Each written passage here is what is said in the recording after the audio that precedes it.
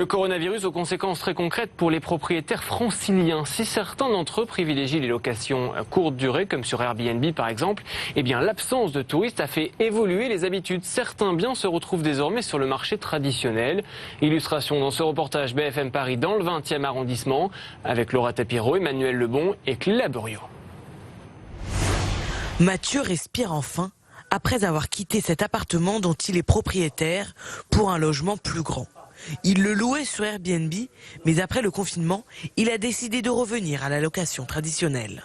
Je suis passé à une solution de longue durée à cause de la fiscalité notamment, et puis aussi pour des questions de simplicité pour moi, de gérer l'entrée, la sortie des des locataires, la dégradation aussi de l'appartement, et puis le suivi qui est quand même assez lourd et assez complexe.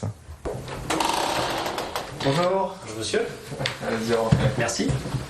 Un phénomène qui grandit et que constate le président d'une agence spécialisée dans les locations longue durée et qu'il explique notamment par la crise sanitaire. On peut voir avec cette histoire du Covid ou d'après-Covid que ça catalyse un petit peu le mouvement par rapport aux locations courte durée qui répondaient plutôt à une demande touristique et de courte durée. Et puis ça correspond à une vraie demande que nous avons depuis des années maintenant, qui est le marché de la mobilité, c'est-à-dire aussi bien des étudiants que des professionnels, que des retraités dans toute la France qui aujourd'hui louent des biens en meublé.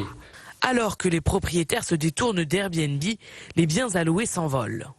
Alors on constate sur le site de Se Loger une augmentation du nombre de dépôts d'annonces en location, plus 64% d'annonces, tout bien confondu sur Paris.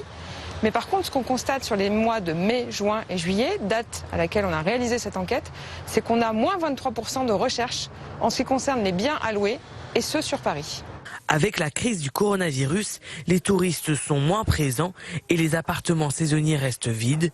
Du coup, les propriétaires les mettent en location longue durée. Les propriétaires bailleurs se replient vers de la location meublée destinée à des jeunes actifs ou des étudiants.